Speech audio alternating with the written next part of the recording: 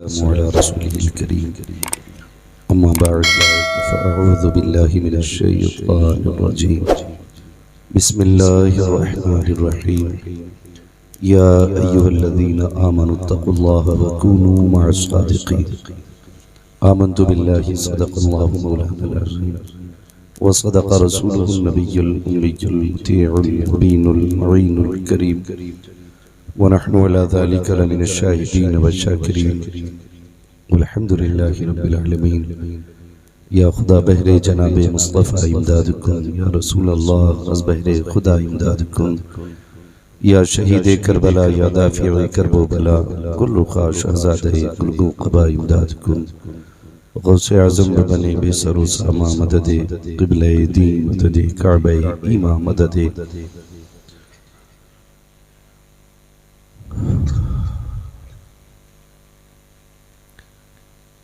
जिसको अपने नबी से जितनी मोहब्बत का एहसास हो कोशिश करें उतनी आवाज़ के साथ रसूल और आले रसूल की बारगाह में दुरूद व सलाम की डालियां निछावर कर लें। पढ़ें बाबा से अल्लाहुम्मा सल्ली अला सय्यिदिना व शफीइना व नबीना मौलाना मुहम्मदिन मअदनिल जूदि वल करम व आलिहि व अस्हाबिहि व बारिक व सल्लिम सलातु व सलामुन अलैका या रसूलल्लाह सल्लल्लाहु तआला अलैहि वसल्लम। सबसे पहले मैं मुबारकबाद पेश करता हूँ तमाम अरकान कमेटी बानियान जलसा और उन तमाम आशिकान मुस्तफ़ा को जिन्होंने इस महफिल को सजा करके हमें और आपको अल्लाह और उसके रसूल की बातें करने का मौका फराहम किया। मिंबर रसूल पर उलमाए अहले सुन्नत का नूरानी काफिला जलवागर है। अभी आपने शायर अहले सुन्नत मदाए खैरुल अनाम भाई अजमत रजा इलाहाबादी को बड़ी भागलपुरी को बड़ी मोहब्बतों के साथ सुना। यकीनन सबसे अनोखा और सबसे जुदा पड़ते हैं और हिंदुस्तान में बेशुमार हुजूर के सनाखा हैं। हर फूल की खुशबू अलग है और ये जो आपके भागलपुर का फूल है इसकी खुशबू बिल्कुल ही अलग है। इतना उम्दा पड़ते हैं माशाअल्लाह। अल्लाह इन्हें सलामत रखे, नजरे बद से महफूज रखे और इनकी आवाज के जरिए अल्लाह हर घर में हुजूर की नात के नगमे पहुंचाए। बड़ी बात है जिसकी अल्लाह ड्यूटी लगा दे। मैं तो समझता हूँ नसीब की बात है। हर कोई अपने अपने फन की बुनियाद पर पहचाना जाता है। कोई मास्टर, कोई डॉक्टर, कोई इंजीनियर, मगर मुक़द्दर को सलाम उनकी कि जो हुजूर के सनाखा होने की हैसियत से पहचाने जाते हैं।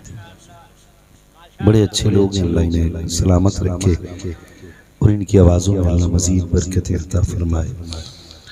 अखलाक भी अच्छा है माशाअल्लाह और आवाज़ भी अच्छी है। पढ़ने का अंदाज तो सभी जानते हैं कितना अच्छा है। आज की हमारी महफिल के नकीब आज़म हिंदुस्तान हज़रत हलचल सिवानी साहिब क़िबला लोग इनकी शायरी को भले कम लेकिन इनके तेवर को देखने ज्यादा आया करते हैं। जुदा गाना अंदाज है। कभी माइक से हट के बोलते हैं ना तब भी इनकी आवाज माइक में ही जाती। अल्लाह ने बड़ी ताकत दी है सीने में। मेरे ख्याल से 25 से 30 साल तो लगभग हो गए होंगे। 35 साल हो गए निकाबत करते करते। बड़ी बात है। 35 साल में कितने आए चले गए है ना। और अभी हलचल सिवानी साहब ना अपनी जगह पे खड़े। ठीक है ना। अक्सर वही दरख्त टूटते हैं जो ज्यादा लंबे होते हैं। आंधियां,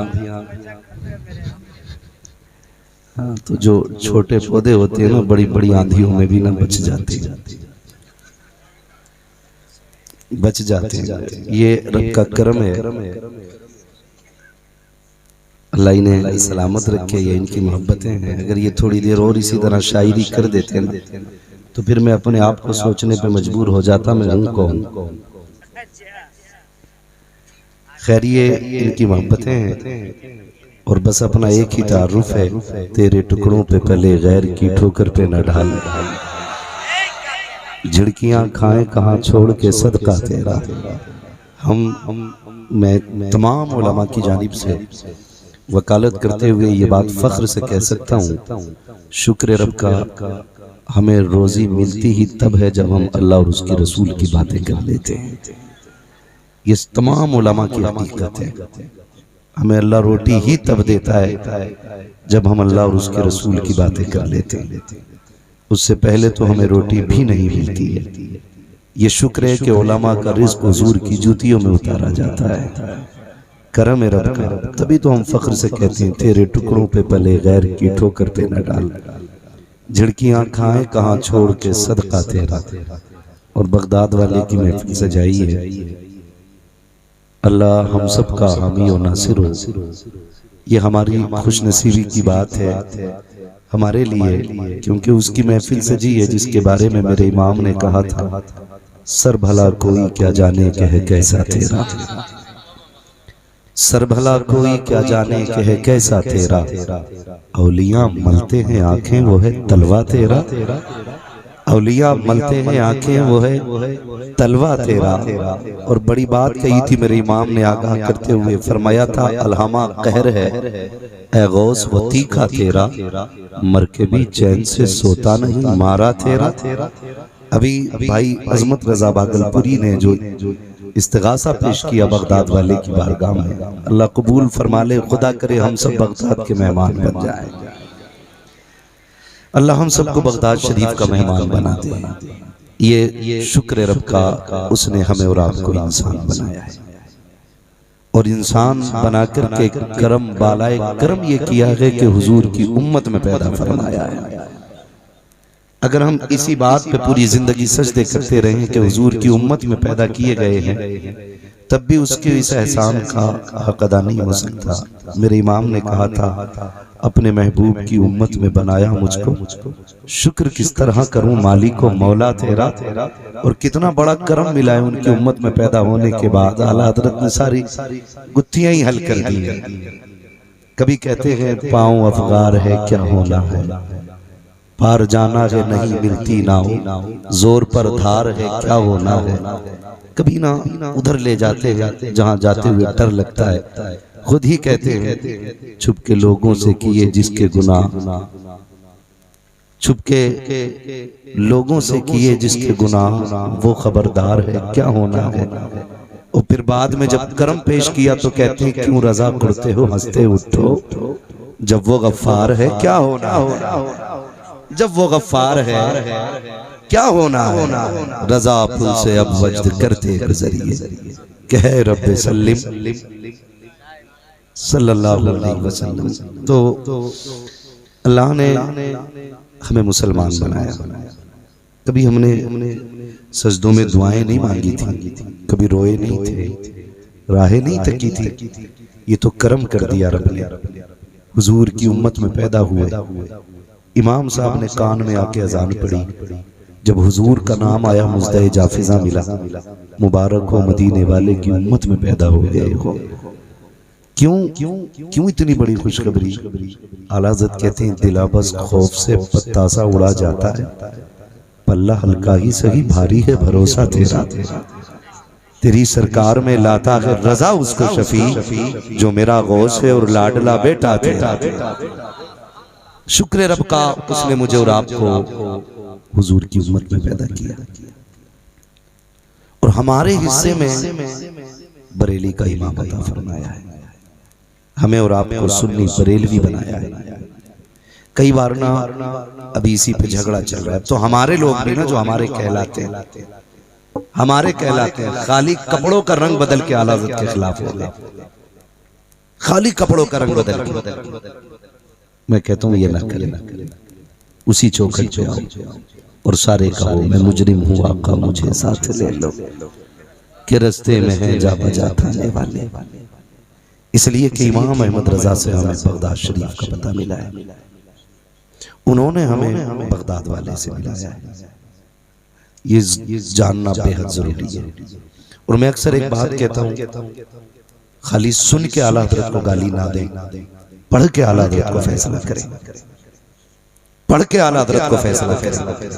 वो रजा के नेज़े की मार है भाई। बड़े इमाम को तब समझ में आता है कि जात को इमाम अहमद रजा कहा जाता है, कि जात को इमाम अहमद रजा कहा जाता है। शुक्र रब का, उसने हमें सुन्नी बरेलवी बनाया। और ये बरेलवियों का मुकद्दर है। हम वली से भी प्यार करते हैं, अली से भी प्यार करते हैं, हुजूर के चार यारों से भी प्यार करते हैं, मुस्तफ़ा के जानिसारों से भी प्यार करते हैं।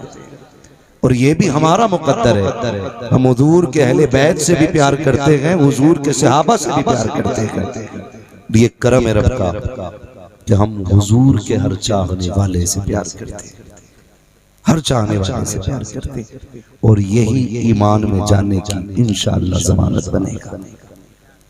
मैं तो खुल के कहता हूँ भाई, अपने पास कोई अमल नहीं है जिसकी बुनियाद पे हम कह सकें बख्शे हो। कुछ समझ में नहीं आता, बस एक उम्मीद है जो जिंदा रखे हुए है, और वो है मेरे महबूब की शफाअत।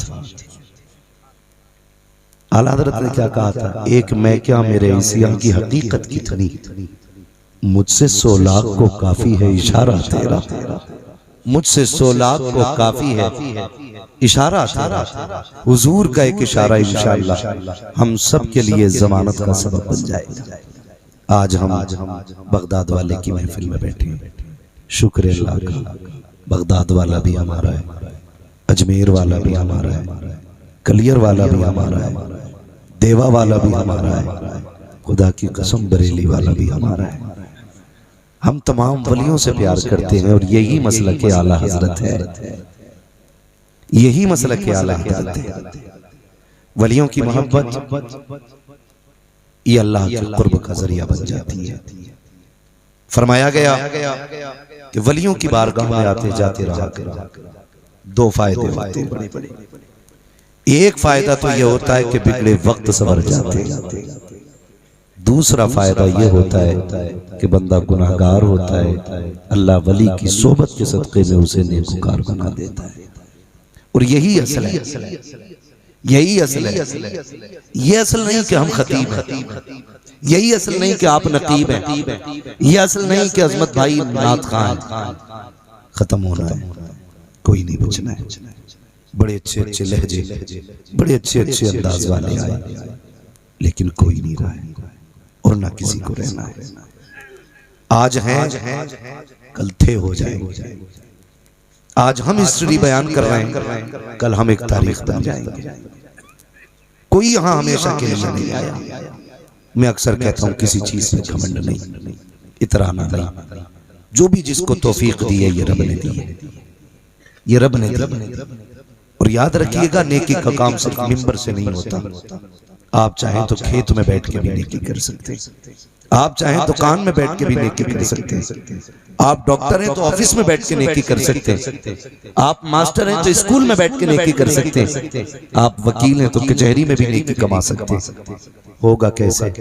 जब आपके काम में अल्लाह और उसके रसूल की रजा शामिल होगी ना, तो फिर आपका हर काम इबादत बन जाएगा, आपका हर काम इबादत बन जाएगा। लाजिम है हर चीज में अल्लाह और उसके रसूल की रजा को शामिल रखा जाए, ये बहुत जरूरी है। वरना याद रखिएगा, ये गले, ये लहजे, ये तनतने, ये बातों की जोड़ गांठ तब तक है जब तक अल्लाह चाह रहा है। जिस दिन उसने पाबंदी लगा दी ना, तो मुंह से बंदा पानी नहीं मांग पाता है। नसीहत तो बड़ी बात, तकरीर तो बड़ी बात, पानी तक बंदा नहीं मांग पाता है। सारी कायनात अल्लाह की मोहताज है। अल्लाह से बरकतें मांगा करो, अल्लाह से उसकी रजा मांगा करें, ये सबसे ज्यादा जरूरी काम है। और रह गई हुजूर की मदद और हुजूर की नात की बात, तो वो कहा था किसी ने, जिंदगी खत्म हुई और कलम सूख गए, तेरे औसाफ का एक बाप भी पूरा ना हुआ। कितने आए और आकर के चले गए, कितने आएंगे चले जाएंगे, लेकिन हुजूर की बातें सुबह क़यामत तक होती रहेंगी। जिक्र मुस्तफ़ा ना मेरा मोहताज है ना आपका मोहताज है। अल्लाह जब चाहेगा जिससे चाहेगा उससे महबूब की बातें करा लेगा, उससे महबूब की बातें करा लेगा। जरूरी है दिलों का साफ होना। आप की बस्ती में एक अल्लाह वाला फरमाए जो अमल से गाजी है, निस्बत से सैयद है, बरकत वाली जात है। मैं अक्सर एक बात कहता हूं, बुजुर्गों की बारगाह में जब भी जाओ ना, दिल सीधा करके जाओ। बुजुर्गों की बारगाह में दिल संभाल के जाया करो, उलमा की बारगाह में जबान संभाल के जाया करो।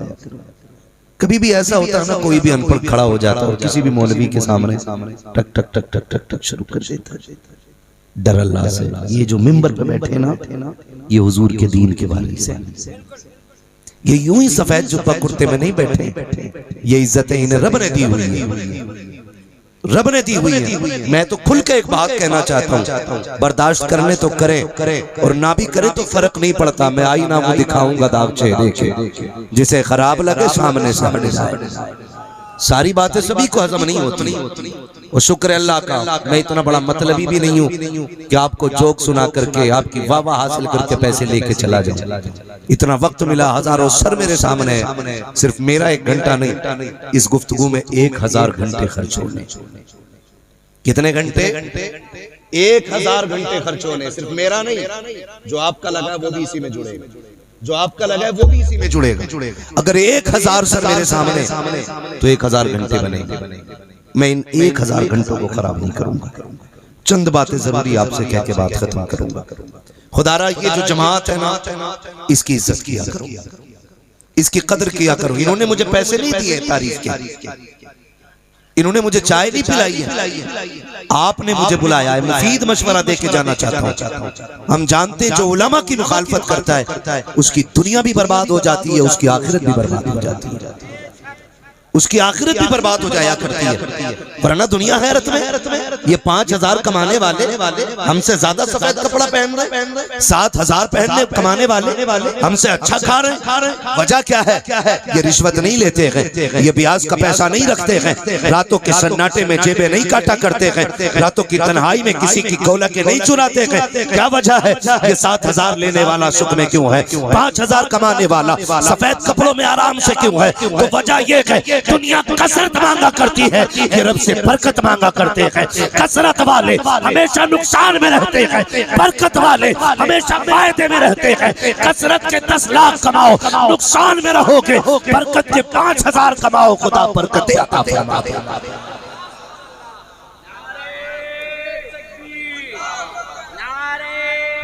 रिसालत मसलके आला हजरत, मसलके आला हजरत मुफ्ती हम्माद साहब किबला, नारे तकबीर। सुभान अल्लाह। गलत नहीं कह रहा हूँ भाई, इको इस काल का कुछ करो, थोड़ा रिपीट ज्यादा हो। बहुत सोच समझ के मेरी बात सुनिए।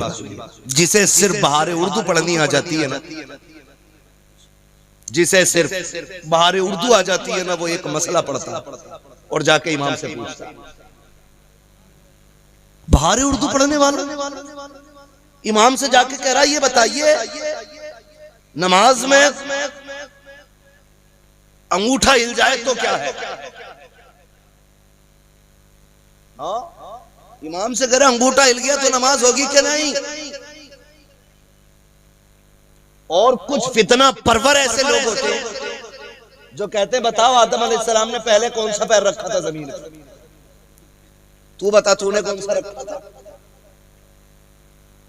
भाई जो चीज जरूरी नहीं है उसमें वक्त बर्बाद करते हो। कभी आके पूछ मेरी दुआएं कुनूत सुन ले, नमाज होती है कि नहीं, मेरी सूरे फातिहा सुन लीजिए, तशहुद में कहाँ उंगली उठानी है, कहाँ रखनी है। कभी आके ये तो पूछा करो, ये भी तो पूछ लिया करो नमाज चाश्त की नियत क्या है, नमाज कुसूफ व खुसूफ की नियत क्या है। कभी ये भी तो पूछा करो तहज्जुद में कब उठना है, कब सोना है, ये तरीके भी तो पूछ लिया करो। हमें ये पूछने की फुर्सत नहीं मिलती है। अगर इमाम 5 मिनट लेट हो जाए तो कलेजे फट जाया करते हैं। 5 मिनट लेट कैसे हो गया? 5 5,000 तनख्वाह ले रखा है, डंके की चोट पे कहता हूँ नमाज जितनी तेरे इमाम पे फर्ज है उतनी तेरे 18 साल के बेटे पे फर्ज है, जितनी रकात इमाम पे लाजिम है उतनी तेरे बेटे पे लाजिम है। तू अपने बेटे को फजर में लिहाफ और रजाई उड़ा के आता है, इमाम की आके चारपाई उठाता है, तुझसे ये तो नहीं पूछा जाएगा इमाम कितनी देर में आया था, लेकिन ये जरूर पूछा जाएगा जिस बेटे को तूने कंबल में लपेटा था उस पे नमाज फर्ज थी कि नहीं। लाजिम ये नहीं है कि इमाम की मुखालफत करो,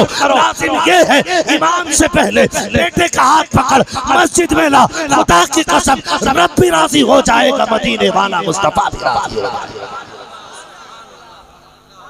किधर जा रहे हम? अपनी इस्लाह से गरज नहीं। सोच हुए खा के बिल्ली हज को चली, कहावत है जी हमारे यहाँ, सोच हुए खा के बिल्ली हज को चली। निकले यार इनसे, अपनी इस्लाह करो अपनी। जब ख्याल आए ना कल किसे जलील करना है, पहले आईने के आगे खड़ा हो और पूछ खुद से क्या तू ही है जिसे हुजूर ने रो रो के उम्मत में कह के पुकारा था? पूछ कभी अपने आप से, क्या तू वही कर रहा है जो मेरे नबी ने कहा था?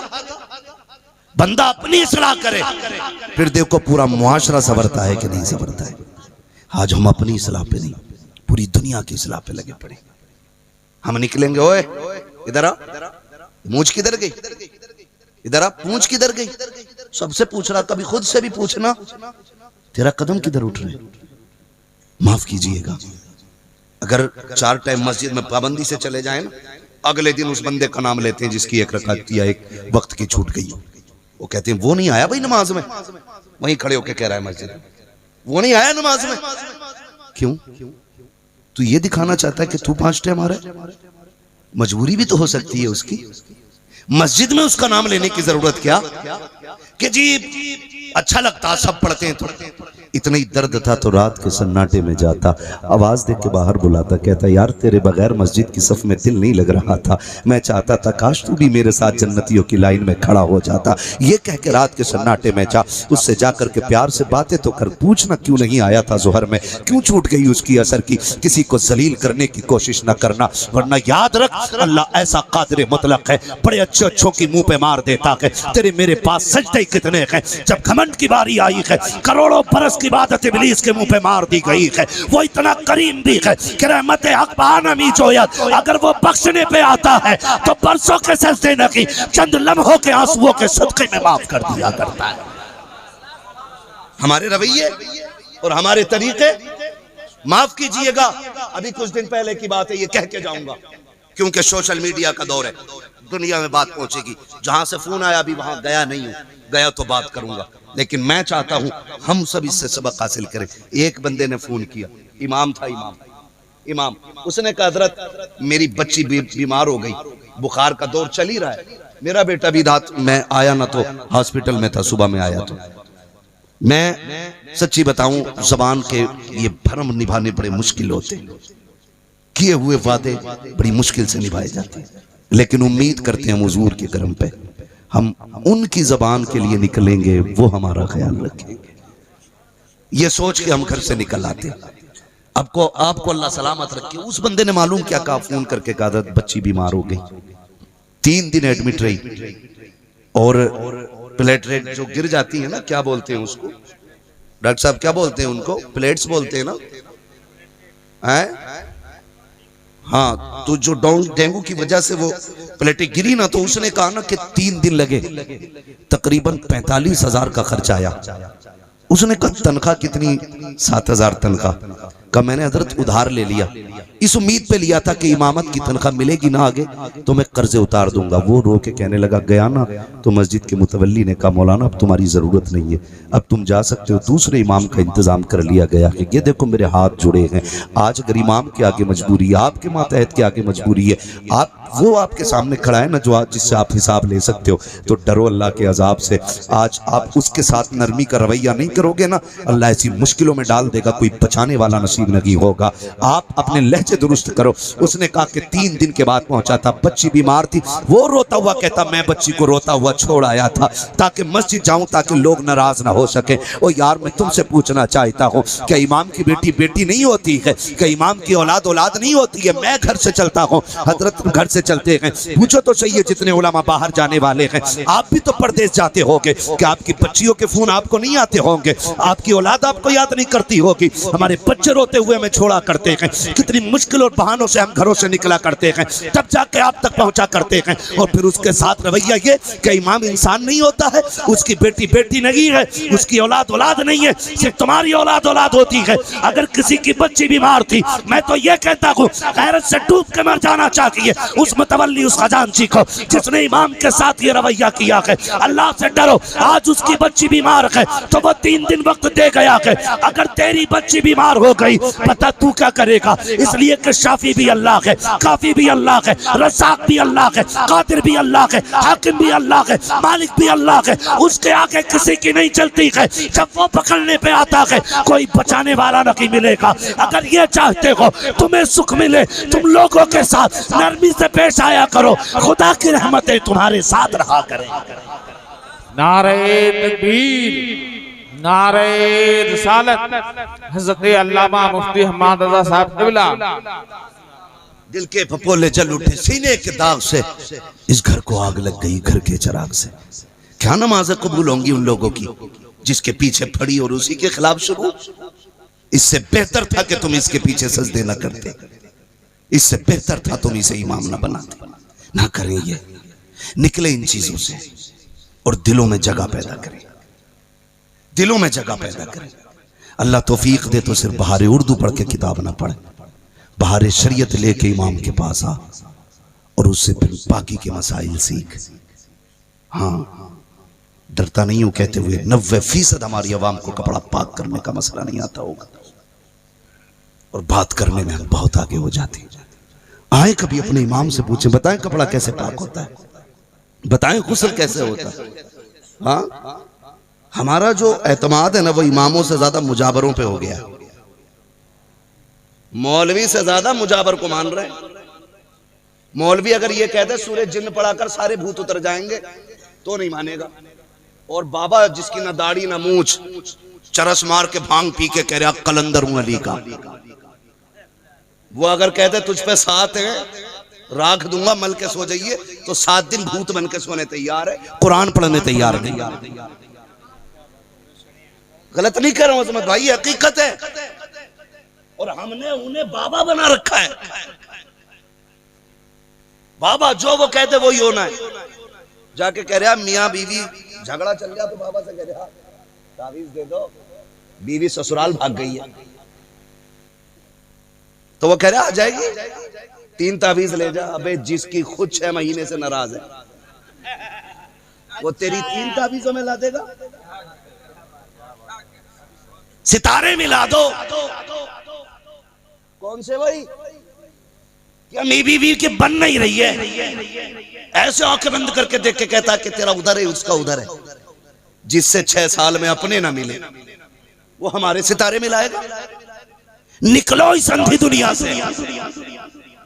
तुमने सारे बाबाओं के तावीज लिए होंगे, एक तावीज मुझ फकीर से लेके चले जाओ। अगर मियाँ बीवी में न बनती हो, खानदान में झगड़े रहते हो, तो तावीज ना ला, डोरी ना ला, पानी पड़वा के ना ला। मुस्तफ़ा का किरदार उठा, सीरत मुस्तफ़ा लेके बैठ और हज़रत खदीजा की तारीख उठा, बीवी को बैठा, खदीजा का किरदार सुना। खुदा की कसम 7 तावीजों से वो बरकत नहीं आएगी जो मेरे मुस्तफ़ा के किरदार से तेरे घर में बरकत आ जाएगी। हाँ, लेकिन सुनाए क्यों? खुद के मुस्तफा जैसे किरदार नहीं और बीवी के खदीजतुल कुबरा जैसे नहीं। सुधरना फिर दोनों को पड़ेगा ना। तो रवैये अच्छे करो, करेंगे इंशाअल्लाह अच्छे। बताओ मुसीबत में बाबा के पास जाओगे क्या मौलवी के? डर क्यों रहे? बोलो ना यार। बहुत डरा देते, कहते कर ज्यादा बोला तो जला दूंगा। जिसकी शिकल जल हुई हो वो कौन जलाएगा? बड़े बड़े दावे। ईमान कमजोर कर दिए इन लोगों ने हमारे। ईमान और सीधे कहते हैं अच्छा ना मानेगा तो फिर आज ही रात को ले, मैं ये कर दूंगा, मैं वो कर दूंगा। इमाम इश्क मोहब्बत सरकार आला हजरत आपकी गली में ना एक फकीर आया, आके कहने लगा दे 10 रुपए वरना हवेली पलट दूंगा। दौर किसका है? आला हजरत का। कहा क्या उसने? 10 रुपए दे वरना हवेली पलट दूंगा। मेरे इमाम को गुस्सा आ गया, फरमाने लगे गैरत कर, ये जुमला शरीयत के खिलाफ है, तेरी औकात क्या तू हवेली पलट दे? ये जुमला बदल दे, मैं 10 के 20 दे दूंगा। उसने कहा मौलवी फकीर को जानता नहीं है, उसे पता ही नहीं था आज पाला किससे पड़ गया है। वो अपनी धुन में था, हल्का फुल्का मौलवी समझ रहा था। ये आला हजरत है, आला हजरत कहता देन वरना हवेली पलट दूंगा। कहने लगे देख जुमला बदल दे खाली, ये हुजूर की शरीयत के खिलाफ है, और जो हुजूर की शरीयत के खिलाफ बोलेगा इमाम अहमद रजा उसे बर्दाश्त नहीं करेगा। तू जुमला बदल दे 20 दे दूंगा। उसने कहा 10 ही चाहिए वरना हवेली पलट दूंगा। अंदर से माँ की आवाज आई, अहमद रजा फकीरों के मुंह नहीं लगते बेटे, जो मांग रहा है दे दे। कहते अम्मी जान ये अगर दीन ये खुदा के नाम पे मांगता अहमद रजा जान दे देता, लेकिन जुमला दुरुस्त नहीं है, शरीयत के खिलाफ है। अम्मी मैं इसकी बात पे इसको 1 रुपया नहीं दूंगा। इतने में सरकारे मुफ्ती आजम अंदर हवेली में खेल रखे थे, दूसरी छत पे पैर फिसला, सर के बल नीचे गिरे। माँ की आवाज आई, बेटे अहमद रजा जी अम्मी का देख तेरा मुस्तफा रजा गिर गया है। मैंने कहा फकीरों से उल्टा नहीं करते हैं। आंख में आंसू आए, लेकिन बेटे के गिरने की खबर सुन के दौड़े नहीं, अपनी जगह नहीं छोड़ी। कहते अम्मी ये तो एक मुस्तफा रजा है, दीन पे अगर 1000 मुस्तफा रजा हो सारे कुर्बान कर दिए जाए।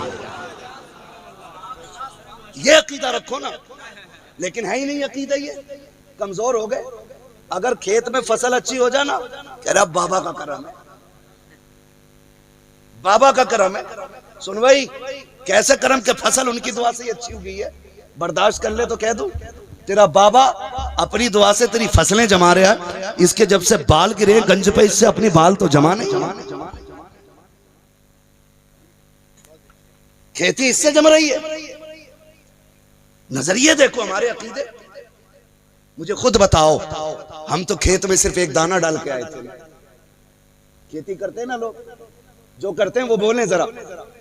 गेहूं का दाना एक ही तो डाला जाता है एक पेड़ के लिए, और फिर उसके ऊपर से पटेला यानी मिट्टी डाल दी। एक दाने की औकात देखो आप, फिर रब की कुदरत देखो।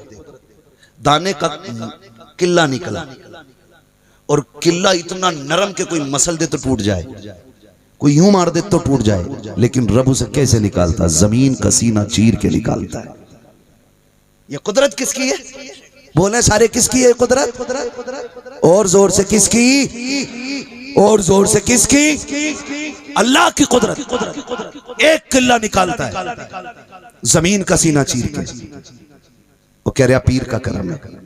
जब तुम ये कहते हो ना बाबा का करम है, मुझे सच बताना क्या रब को ये खबर नहीं है तुम्हारी कि जब तुमने कहा ये बाबा का करम है, तो क्या मशीयत तुमसे पूछती नहीं होगी कि तुम तो एक दाना डाल के आए थे, जमीन का सीना चीर के पौधा मैंने निकाला, हवाओं के झोंकों से जवानी मैंने दी थी, जब इसका जी उदास हुआ था तो बादे सबा के झोंकों से इसे झुलाया, जब ये सर्दी महसूस करने लगा तो धूप की किरणों से इसे गर्माहट दी, जब गर्मी में तपता रहा रात को शबनम के कतरों से चेहरा तो मैंने धुला था, जब तन्हाई में रात की ये परेशान था तब चांद की चांदनी से मैंने इसका जी लगाया था। खुदा की कसम फिर उसने पौधे का पेड़ बनाया, पेड़ में बाली निकाली, एक दाने एक बाल में 70 दाने लगाए। और दानों की सिक्योरिटी आप जानते हैं, कभी गेहूं के एक दाने को निकाल के आप देखिएगा उसने कितना सिक्योर कितना महफूज बनाया है। 1000 आंधियां आई कोई धूल दाने तक नहीं जाती है, कितनी बारिशें आके गुजर जाती हैं, एक कतरा भी गेहूं तक नहीं जाता है। ये सिक्योरिटी कौन देता है? ये हिफाजत किसने दी है? ये सारी अल्लाह ने दी है। जब फसल चम के आई, खेत लहलहा रहा था, किसी ने कहा प्रधान बताओ तो सही ये फसल कहां से हो रही है? का अच्छा बीज डाला था उसके नतीजे में फसल अच्छी है। कोई कहता दवा अच्छी डाली थी इसलिए फसल अच्छी है। किसी ने कहा बाबा ने पानी पढ़ा था उसकी वजह से फसल अच्छी हो रही है। नादान भूल गया जब तुझसे कहा था फसल कैसे हुई तो कह देता मेहनत मैंने की है, रहमत खुदा ने कर डाली है। खुदा की कसम इतना तू कह देता, अल्लाह 7 बालों में 70 बालों की बरकतें अता फरमा देता। लेकिन जब फसल अच्छी हो जाए तो बीज का कमाल, खाद का कमाल, और फसल मारी जाए बेमौसम बारिश कर दी, फिर बेमौसम हो गई। वो कहा था बेखुदी बेसबब नहीं गालिब, कुछ तो है जिसकी पर्दादारी है। ये जो बेमौसम बारिश हो रही है ना, ये भी बिला वजह नहीं। दिल पे हाथ रख के बताइए, मौलवी थक गए कुरान पढ़ाने वाले, उश्र दो उश्र दो उश्र दो। किसी पे मुसीबत पड़ी इतनी कि कोई कह देता हो मेरे खेत में 50 क्विंटल गेहूं हुआ है, ये उश्र का अपना हिस्सा लेके चले जाओ। जब फसल मारी जा रही तब तो खुदा याद आया, जब कटी तो नहीं। याद रखो रब कादिर मुतलक है, जब देने पे आए तो छप्पर फाड़ के देता है, और जब लेने पे आए तो जबड़ों में से निकाल लेता है। उसका वादा है, तुम उसका हिस्सा दो फिर हिफाजत वो करेगा। तुम दो ना उसका हिस्सा, और वो खाता नहीं है, वो पीता नहीं है, वो खाने पीने से पाक है। लेकिन हम ना इतने बेहिस हो गए, समझ ही नहीं पाते। वो निकाल के हम ही को तो देता है, हमसे लेके हम ही को लौटा देता है। कैसे? किसी पे ज़कात फर्ज थी, उससे ली तो उसको दे दी जिस पे लेने की गुंजाइश थी, ताकि वो रोड पे भीख न मांगे। आज ना कभी कभी रोड पे जाओ ना तो डर लगता है, और देख के भी ख्याल आता है। कभी गाड़ी का शीशा बजता देखो ना तो नकाब में बच्ची खड़ी होती है, किसी की गोद में बच्चा, कोई दाढ़ी वाला बुजुर्ग है, शीशे के आगे हाथ फैलाता। ख्याल आता काश मेरी कौम ने अगर इंसाफ किया होता ना तो ये इस उम्र में भीख ना मांगते। ज़कात उश्र देना शुरू कर दो, अल्लाह नुकसान से बचा देगा। हराम खाने से बचो, हलाल खाओ। पूछो ये उलमा बैठे, मैं पूरी जिम्मेदारी के साथ कहता हूं, अगर रब ने तुम्हें 10 क्विंटल दिया और तुमने सारा दे दिया, उसका 1 किलो ना दिया ना, और 10 क्विंटल में पढ़ाने ने दिया, आपके लिए 10 का 10 क्विंटल नाजायज है। फाइनल करो आप, एक एक दाना उसका निकाल के दो। क्यों नहीं देते? जो हक है वो दो।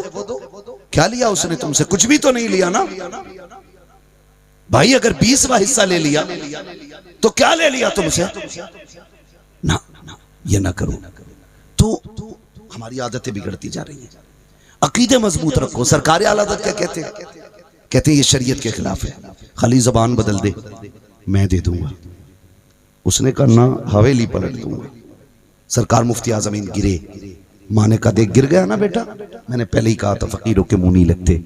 इतनी बात कही, कहने लगे अम्मा ये तो एक मुस्तफ़ा रजा है, दीन के नाम पे 1000 मुस्तफ़ा रजा कुर्बान किए जा सकते। इतनी बात कही, सरकार मुफ्ती आज़मीन उम्र शरीफ 6-7 बरस, उठे कपड़े झाड़े, कहने लगे अब्बा डटे रहिए, मुझे भी कुछ नहीं हुआ है, मुझे भी कुछ नहीं हुआ। फिर सरकार आला हजरत ने फरमाया किस अकड़ में है, किस अकड़ में?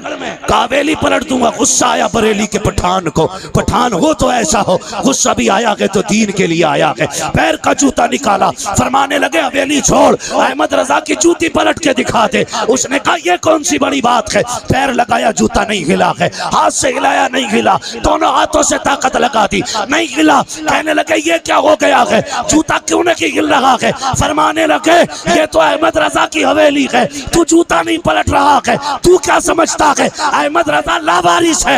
ये वो है जिसका अजमेर वाला भी वारिस है, खुद मदीने वाला भी वारिस है। अकीदे पक्के रखो। इन लुटेरे बाबाओं से बच के रहो, लुटेरे बाबाओं से बच के रहो। मैं तावीज का मुखालिफ नहीं भैया, तावीज पहनते हम भी हैं, शर्त यह है देने वाला मुफ्ती आजम जैसा होना चाहिए। हम पहनेंगे तावीज, देने वाला ताजुश शरिया जैसा लाके दिखाओ। हम पहनेंगे तावीज। जिसे इस्तंजे का तरीका ना हो वो तावीज बांटे, पहले उसे पकड़ के पाक करेंगे, चाहे वॉशिंग मशीन में डालना पड़े। और आप भी लहजे सख्त करो ऐसे लोगों के लिए जो दीन से खिलवाड़ कर रहे हैं। हमारी और आपकी जिम्मेदारी है पूरी कौम को देखना। हम ही ने समझाएंगे। वली हो, नेक बंदा होना चाहिए, कोई तकलीफ नहीं। नेकों की दोस्ती हमेशा काम आती है। पीर ऐसा ना हो जो हाथ पकड़े बैंक से रिश्ता जोड़ दे। पीर ऐसा होना चाहिए जो हाथ पकड़े रिश्ता मदीने वाले से जोड़ दे। ये याद रखिएगा। मुझे एक बात याद आ रही है आज ना, आज तो अल्लाह माफ करे, गरीबों के पीर अलग हैं, अमीरों के अलग हैं। जो फॉर्चूनर में बैठ के आएंगे वो अमीरों को मुरीद करेंगे, जो साइकिल से आएगा वो गरीबों को मुरीद करेगा। लेकिन बता दूं, कायनात में सबसे बड़े पीर को मोहम्मद रसूलुल्लाह कहा जाता है। मेरा नबी सबसे बड़ा पीर है।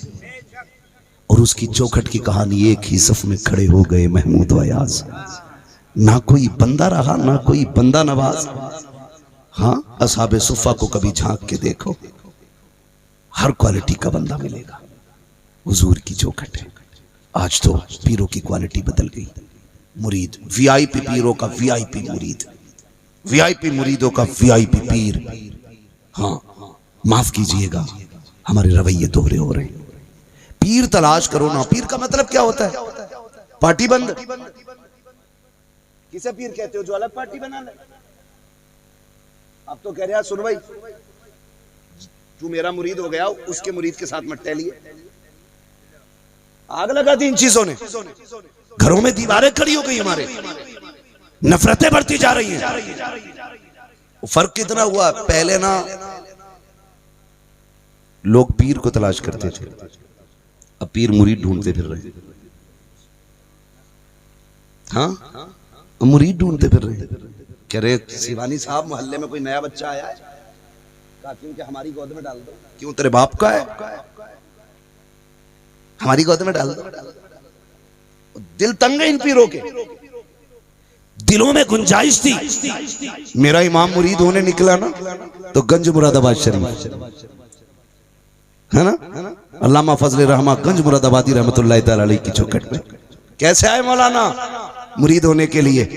बड़ी बात थी ना। चाहते तो मुरीद कर लेते, काम लंबा हो जाता। कहने लगे ना, तुम्हारा हिस्सा मारेरा शरीफ के अंदर मौजूद है, यहां नहीं है, तुम्हें मारेरा शरीफ जाना पड़ेगा। आज तो घेर घेर के, अच्छा कमरे में बुला बुला के मुरीद ना। पीरा मुरीदी का मतलब ये नहीं होता। पीर का मतलब ये होता है जो हाथ यहां पकड़े रिश्ता हुजूर से जोड़ दे। मुझे एक पीर की बात याद आ गई, अल्लाह सलामत रखे, मोहब्बतों से सुन रहे, जरा कह दे या रसूल अल्लाह। एक बुजुर्ग गुजरे, शेख बहाउद्दीन बुखारी रहमतुल्लाह तआला अलैह, पाए के बुजुर्ग। इब्तदाई दौर है, उस वक्त कसरत से मुसलमान नहीं थे।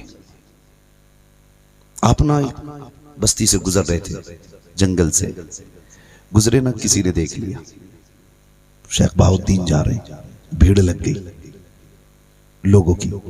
और याद रखिए, जब अल्लाह वाले जाते हैं तो ऐलान हो ना हो, दीवानों की भीड़ लग जाया करती है। और अल्लाह वाले वो होते हैं जो छुप के चले, वो नहीं जो छाप के चले, जो पहले कहते मैं आ रहा हूं, 5 गाड़ी एयरपोर्ट पे चाहिए, 6 गाड़ी आपके गांव में चाहिए, है ना। ये मैं नहीं मानता इन चीजों को। अल्लाह वाले छुप के चलते। तो वो जंगल से गुजर रहे, किसी ने देख लिया शेख बहाउद्दीन, भीड़ लग गई, दीवानों का हुजूम। इत्तेफाक से एक गैर मुस्लिम बच्ची गुजर के जा रही थी। उसने कहा यहां क्या है? किसी ने बताया मुसलमानों के पीर आए हुए। सीधी बात बताई, कौन आए हुए? मुसलमानों के, जोर से मुसलमानों के पीर आए हुए। जरा सोच समझ के फैसला करना। मैं नहीं कहूंगा कौन किसका मुरीद है, अपने पीर को खुद झांक के देखना। नाम नहीं बताऊंगा। कहा कौन है? कहा मुसलमानों के पीर। बच्ची कहने लगी ये पीर कौन होते? ये पीर कौन होते? तो किसी ने कहा उनसे ही जाके पूछ ले, उन्हीं से जाके पता कर ले। जब उन्हीं से जाके पूछने की बारी आई, बच्ची गैर मुस्लिम थी, हटो बच्चो करते करते हजरत तक पहुंच गई। कहने लगी हुजूर आप कौन है? आप पीर हैं? कहा हाँ। बच्ची ने कहा ये पीर कौन होता है? तो अल्लाह वाले थे, 2 बातों में बात खत्म करनी थी, मंतिक और फलसफा तो पढ़ाना नहीं था। फरमाने लगे बेटी, पीर वो होता है जो मुसीबत में काम आया करता है। पीर वो होता है जो जोर से, जो बड़े गुस्से में बोल रहे हैं आप, बात नागवार लग रही, अच्छी लगेगी, बोले जोर से। जो पीर वो होता है जो मुसीबत में काम आता है। बच्ची कहने लगी सबके? कहा हाँ। तो कहने लगी तो फिर मुसीबत तो किसी को भी आ सकती है, अगर मुझे मुसीबत आ गई तो? फरमाने लगी बेटी मुरीद हो जा, अगर तुझे भी मुसीबत आएगी हम तेरे भी काम आ जाएंगे। बच्ची कहने लगी मुरीद कैसे होते हैं?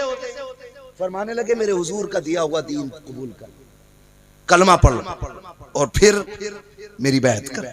बच्ची 9 उम्र थी, उसने ना दीन का कलमा पढ़ा और हजरत की बैत की। याद रखिएगा, कई बार ये सोचते हैं कि भाई जब बुजुर्गी आएगी तब मुरीद होना। जब जैसी मुरीद हुई ना, सिलसिले का फैज जारी हुआ। जब सिलसिले का फैज जारी हुआ ना, तो फिर वो बच्ची बादशाह के दरबार में नौकरी लगी और इतनी तरक्की की कि जो पहले से काम कर रही थी, बादशाह ने उनका सुपरवाइजर उसको बना दिया। जब वो सुपरवाइजर बनी तो जो पहली वाली थी उनको टेंशन हो गई, ये 2 दिन की लड़की हमारे बाद आई है और हमसे आगे निकल गई, हमसे आगे निकल गई। कई बार हमारे नौजवान काम करना चाहते हैं तो बड़े बूढ़े कहते हैं, सुनो भाई हमारे पीछे चलो, हमसे ज्यादा नहीं जानते हो, हमारे बाल सफेद हो गए, तुम 2 दिन के लड़के हो। चच्चा चुप रहो, जिसके हिस्से में अल्लाह ने जो काम रखा उसको वही करना है। हमारे जैसे 70 साल के कुछ ना कर सके जो 18 साल का मोहम्मद बिन कासिम करके गया है। बात वो नहीं है, अल्लाह जिससे चाहता है काम लेता है। जब गई बादशाह के दरबार में ना, तो काम ऊंचा हो गया, नौकरी बढ़ गई, उसकी तनख्वाह बढ़ गई। उनको गुस्सा आने लगा, ये इतनी आगे क्यों? सोचा क्या किया जाए, कहा इसको हटाओ। हटाने के लिए इल्जाम लगाया, बादशाह के दरबार से हार चोरी हुआ। चोरी होने के बाद ना, जब चोरी हो गया फिर इल्जाम लगाया, किसने चुराया? का बच्ची ने चुराया। उसके पास तो कोई गवाह भी नहीं था सफाई का। बादशाह के दरबार में हाजिरी हुई, कहा तेरे ऊपर इल्जाम लगाया गया है, तूने चोरी की है? उसने कहा नहीं, मैंने कोई चोरी नहीं की। कहा कोई सबूत, कोई गवाही? का मैं कोई सफाई भी नहीं दे सकती। बादशाह ने कहा ठीक है, तुम्हारे पास कोई सबूत? तो जिन्होंने इल्जाम लगाया था मिली भगत थी, 8-10 खड़ी हो गई, कहा मेरे सामने चुराया, मेरे सामने चुराया, ऐसे लिया वैसे लिया, 1000 इल्जाम लगाने के बाद बादशाह ने कहा ठीक है, इसको 8 दिन के बाद सजाए मौत दे दी जाएगी। अल्लाह अकबर, बच्ची को सजाए मौत का ऑर्डर मिल गया है। 8 दिन के लिए बच्ची को कैद में किया गया है। जानते हो 8 दिन तक कोई मिलने नहीं आया। बच्ची बड़ी बेकरार परेशान है, कोई था ही नहीं उससे मिलने कौन आता। जब सजा के दिन करीब आने लगी, जब सजा वाला दिन आ गया, बादशाह के हुक्म पे सिपाहियों ने बच्ची को कैदी बनाया है, हाथ में रस्सियां बांध करके महल के छत पे ले जाने लगे ताकि नीचे फेंक के बच्ची को कत्ल कर दिया जाए। जब बच्ची को लेने जाने लगे, बच्ची रोने लगी, मुड़ मुड़ के देख रही थी। किसी ने कहा किसकी राहें तक रखी है, 8 दिन से कोई नहीं आया है। कहा तुम्हें क्या पता है, किसी ने वादा किया था जब मुसीबत होगी तो हम तेरे काम आ जाएंगे। 8 दिन गुजर गए हैं, उसी का इंतजार चल रहा है, शायद वो अब आता होगा, अब आता होगा। उसने कहा बच्ची बस कर, जिसको 8 दिन से कोई देखने नहीं आया उसकी मदद के लिए कौन आ सकता है। बच्ची जब सीढ़ी पे चढ़ने लगी, पहला पैर रख के कहती बुखारे वाले, तूने वादा किया था मुसीबत होगी तो काम आऊंगा, आज से ज्यादा मुसीबत का दिन कब होगा बता, कब आएगा। 8 दिन हो गए तेरी राह तकते तकते, अभी तक तू नहीं आया है। बच्ची चढ़ती जा रही है, रोती जा रही है। जब दीवार की दहलीज पे खड़ी हुई जाकर के पूछा गया बता आखिरी ख्वाहिश क्या है, बच्ची ने कहा था एक तमन्ना है। कहा क्या? कहा मेरे हाथ खोलो। कहा करना क्या है? कहा किसी को अलविदाई सलाम करना है। बच्ची के हाथ की रस्सी खोली गई है। बच्ची दीवार पे खड़े होकर के बुखारा की तरफ रुक करके कहती है, ओ बुखारा वाले मेरा आखिरी सलाम ले ले, देख मैंने जो वादा किया था पूरा कर दिया है। तूने कहा था मुझसे जुड़ी रहना, मैं तेरे काम आऊंगा। उसने कहा आखिरी सांस तक तेरी राहों पे नजरें टिकी रहेगी। अभी तक तू नहीं आया है, लेकिन याद रखना अगर तू नहीं आएगा कयामत तक लोगों का पीर से एतमाद उठ जाएगा। ये कहते कहते बच्ची ने कहा चला आखिरी सलाम कबूल हो, हमने तो यहाँ तक निभा ली है, आगे निभाना तेरी मर्जी है। ये कह के बच्ची ने हाथ जोड़े, लोगों ने रस्सियां बांधी, बच्ची को धक्का जब दिया है। मुअर्रिखीन ने लिखा है आखिरी जुमले थे, अब तो आजा कब आएगा। ये कह के बच्ची बेहोश हुई है। जब महल से नीचे आने लगी है बच्ची बेहोश हुई। जब होश आया है तो क्या देखती है, किसी की बाहों ने बच्ची को संभाला हुआ है, किसी ने गोद में उठाया हुआ है। जब बच्ची आंख खोलती है तो क्या देखती है, वही बुखारे वाला बाबा मुस्कुरा रहा है। कहा बाबा बता तो सकी, आने में देर क्यों करती। कहा पगली मैं तेरा इम्तिहान ले रहा था, तू कितनी मजबूत है। कहा फिर तू कब चला। बच्ची ने कहा था बता कब आया। तो बुजुर्ग ने कहा था चुबारा आम थी मनस बुखारा आमदम, जब तू महल से चली थी मैं बुखारा से चला था। कहा इतनी जल्दी। कहा पगली देर हो गई, मैशर में आवाज देना, हाथ पकड़ के पुल सिराज से पार करके दिखा दे। नारे तकबीर, नारे रिसालत, गौसुल वरा कॉन्फ्रेंस, हजरत अल्लामा मुफ्ती हम्माद रज़ा साहब क़िबला, नारे तकबीर। ओ भाई इसे पीर कहते हैं, काचू अज चुबारा आमदी मनस बुखारा आमदम। जब तुम महल की दीवार से नीचे चली मैं बुखारे से चला। इतनी तेज रफ्तार, कहने लगी बगली ये तो कुछ भी नहीं है, मैदान महशर में आवाज देना, हाथ पकड़ के 500 बरस का रास्ता लम्हों में पार करा दिया जाएगा। हाँ, लम्हों में पार करा देंगे।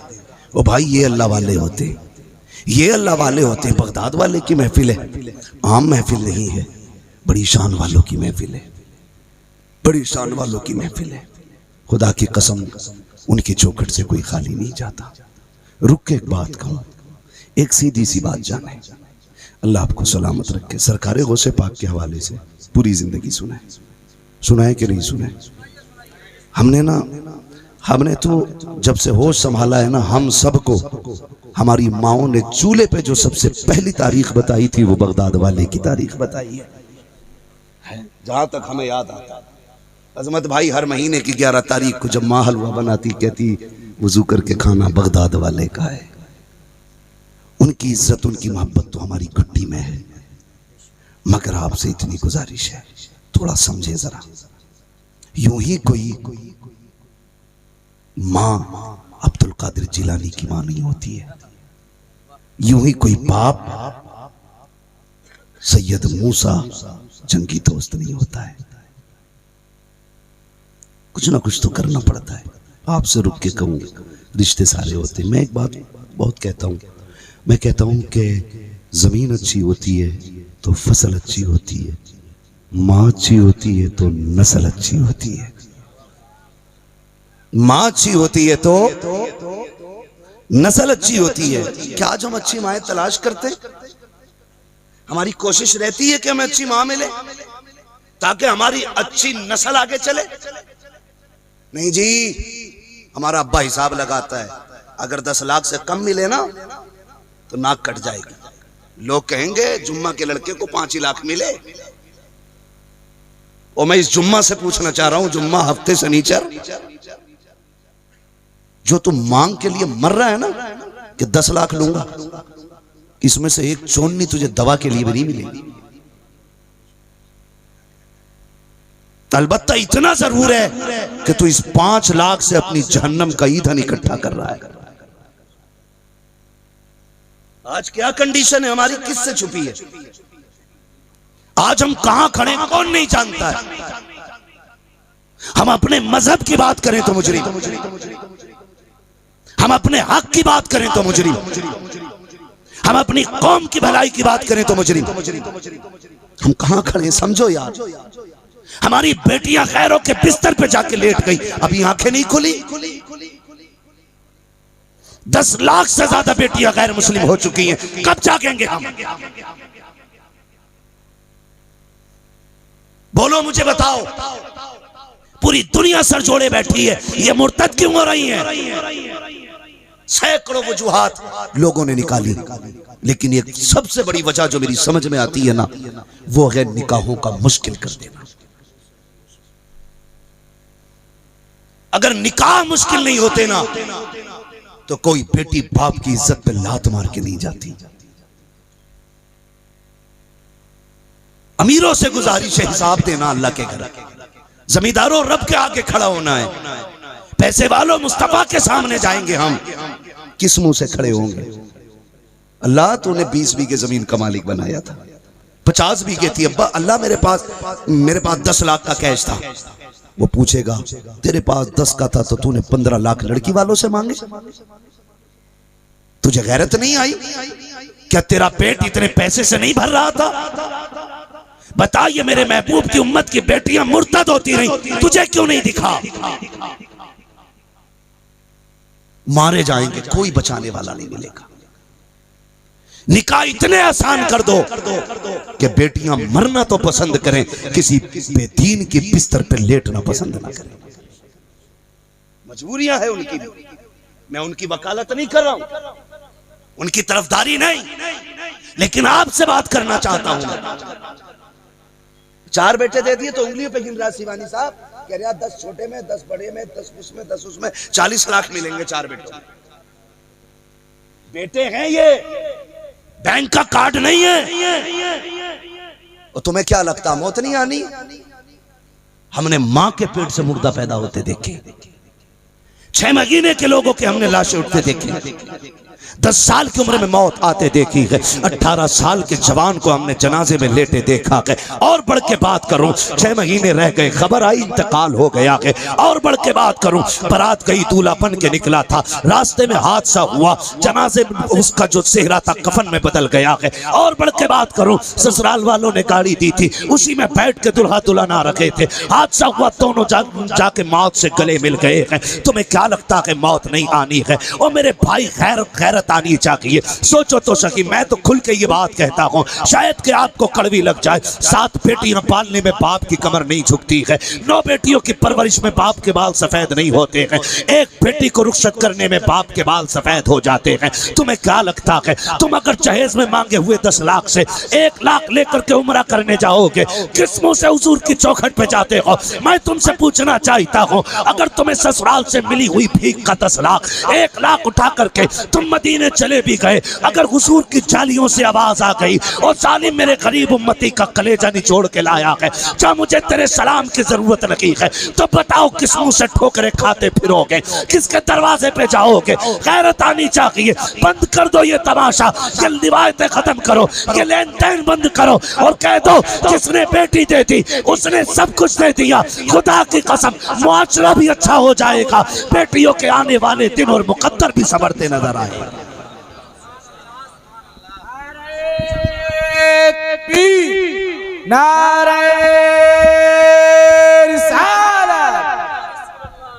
तो जो है सारे लोगों की बंद करेंगे इंशाअल्लाह डिमांड। डर क्यों रहे? कितने लोग लेंगे मांग के? जाए हाथ उठा के बताओ, लेगा कोई? नहीं लेंगे। पैसे 10 लाख एक आदत तो ले ही लियो, नहीं ना? जो ससुराल से पैसा मांगे मैं उसे कुत्ते से बदतर समझता हूं। हाँ, इसलिए कि कुत्ता फेंकी हुई हड्डी खाता है और मांगने वाला बेटी के बाप का कलेजा निचोड़ता है। क्या कई बापों ने ट्रेन के आगे कूद के मौत को गले नहीं लगा लिया? रहम करो माशरे पे, उम्मत हुजूर की है, मरना तुझे भी है, मरना बेटे वाले को भी है। 10 लाख मांगे थे, ले लिए, बाप ने जमीन बेच के दे दी, 10 लाख ले लिए, 6 महीने बाद मर गया। अब अब्बा कह रहे आप मौलाना जाओ 40वें में 30 में। बेटा बड़ा नेक था मेरा, रात दिन अल्लाह ही अल्लाह करे था, यकीन है जन्नत में ही होगा। वो जो बेटी के बाप से 10 लाख रुपए लड़के लाया था उसका हिसाब तेरा बाप दे। याद रखिएगा हुकूकुल इबाद का मामला इतना सख्त है कि अल्लाह भी राजी नहीं होगा माफ करने पर जब तक बंदे से माफी नहीं ले ले। जबकि रब कादिर मुतलक है और वो करीम है, जिसे चाहे माफ कर दे, उसके कर्म की हद नहीं है। लेकिन भीख मांगना छोड़ दो यार, भीख मांगना छोड़ दो। लोग कह रहे ना, कह रहे आके ससुर कह रहा ऐसी बहू आई है कसम से, अब्बा नहीं कह रही। अब्बा कह कहां से, तू तो था डाकू, तुझे अब्बा क्यों कह? उसे पता नहीं है कि बारात आने से 8 दिन पहले, 2 महीने पहले कहा था कोई भी मोटरसाइकिल दे दियो, 8 दिन रह गए तो ना लल्ला बुलेट को कह रहा। उसे पता नहीं है जिसने बुलेट मांगी थी दयूस ने, उसे सब पता है। अब्बा ने कहा साहब मुश्किल से मैं तो सुपर का इंतजाम कर पाया हूं, तो उसने कहा नहीं जी मेरी इज्जत का सवाल है, अगर बुलेट दो तो बारात आएगी वरना नहीं आएगी। जब बाप उदास होकर दस्तरखान पे बैठा था ना, बेटी ने चेहरा पढ़ लिया था। आज मेरे आगे बेटी है, कल आपके आगे भी बेटी होगी। खुदा की कसम रब ने बेटी को वो जिक्र और वो नजर बख्शी है ना, बाप कुछ बोले ना बोले बेटी बाप की थकन पढ़ लेती है, बाप का उतरा हुआ चेहरा पढ़ लिया करती है। ये जिक्र रब ने बेटी को दिया है, ये नजर रब ने बेटी को दी है। जब बाप आकर के बैठा, बेटी ने खाना पेश किया, आधी रोटी बाप से नहीं खाई गई, आधे से आधी रोटी खा के पानी पी के बिस्मिल्लाह कह के जब उठा है, बेटी ने हाथ पकड़ के कहा आज पेट भर के क्यों नहीं खाई, पता कहीं और खा के आया है। उसने कहा नहीं बेटी मैंने कहीं नहीं खाया, मैंने तो आज दोपहर का खाना भी नहीं खाया था। अब्बा फिर इतनी कम रोटी क्यों खाई है? बाप इससे पहले जवाब दे पाता, उसकी आंखें भीग जाती हैं। बेटी कहती अब्बा बता ना, मेरी जुदाई रुला रही है या मेरे जाने का ख्याल तुझे तड़पा रहा है? बाप बेटी का सर पे हाथ रख के रोने लग जाता है। बेटी मुकद्दर ही ये है, तकदीर ने ऐसा ही लिखा है कि बेटियों को बाप से जुदा होना है। रोना इस बात का नहीं है, काबा फिर का रोना इस बात का है। तेरी ससुराल से फोन आया था, उन लोगों ने ये कहा है अगर बुलेट गाड़ी नहीं दी गई तो बारात लौट जाएगी। बेटी बता तो सही, तू खूब जानती है मैं बुलेट कहां से लाऊं? जब बाप ने इतना कहा है, तुझे क्या लगता है कि इस बच्ची के दिल पे एहसास नहीं हुआ? ये रोते रोते जाके मुंह में दुपट्टा डाल के चेहरे पे कमरे में जाके रोने लग जाती है। कहती मालिक या तो बेटी ना बनाता, अगर बेटी पैदा की है इस घर में तो मेरे बाप को गरीब ना बनाता। बाप का चेहरा नहीं देखा जाता, या अल्लाह या तो मौत दे दे या मेरे बाप को इतनी दौलत दे दे ताकि मेरा बाप बेटी को इज्जत से रुखसत कर सके। जब खुदा की कसम बेटियां ये रोती हैं इस तरह से, जब दुपट्टे डाल के बेटी आंसू बहाती है, किसी को खबर हो ना हो मदीने वाले को खबर हो जाती है। आज तुम बेटियों को तड़पा रहे हो, कल इन्हीं तड़पती बेटियों का सुकून बन के मेरा नबी आया है। आज तुम बेटियों को रुला रहे हो, कल इन्हीं बेटियों को मुस्कुराहट देने के लिए मेरा नबी आया था। तुम कैसे भूल जाते हो कि तेरी जहेज की डिमांड मुस्तफा को खबर नहीं होगी? और यार जो दिल में गुजरने वाले हालात को जानता है, जो तन्हाई में पड़े जाने वाले दुरूद को सुनता है, जो महफिलों में की जाने वाली बातों से बाखबर है, तो क्या बेटियों के आंसू से बेखबर होगा? तुम्हें ख्याल रखना चाहिए तुम्हारी वजह से किसी बेटी की आंख में आंसू ना आए। जब ये बात कही जाती है या तो बुलेट गाड़ी दो वरना बारात लौट जाएगी। मेरी इज्जत का सवाल है, खुदा की कसम कितने बापों ने गुर्दे बेच दिए जाकर के, कितनों ने जाकर किडनी का सौदा किया है बेटी का घर आबाद करने के लिए। कई बापों ने मकान बेच दिए हैं, खुद किराए पर रहने लगे हैं। याद रखिएगा अगर तुम्हारी वजह से किसी बाप को किराए की हवेली में रहना पड़ा तो जन्नत में और कब्र में राहत की उम्मीद ना रखिएगा। कब्र में राहत उसे मिलेगी जो दुनिया में किसी राहत का सबब बन जाएगा, कब्र में उसको सुकून मिलेगा जो दुनिया में किसी के सुकून का सबब बनेगा। याद रखिएगा कब्र उसकी जन्नत बनेगी जो किसी के मुस्कुराने का सबब बनेगा। अगर ये चाहते हो कब्र में राहत हो, तुम गरीबों का सहारा बन जाओ, कब्र में मदीने वाला तुम्हारा सहारा बन के आ जाएगा।